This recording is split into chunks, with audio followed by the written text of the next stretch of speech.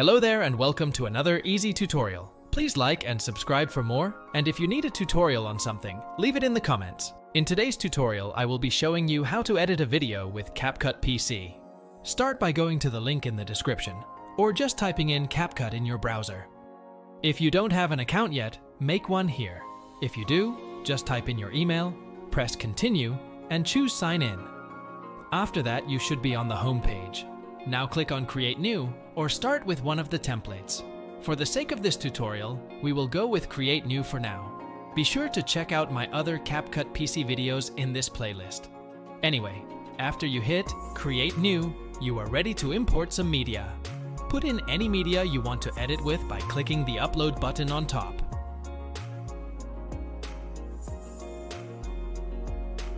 Once that's done, you can just drag the media onto the edit line.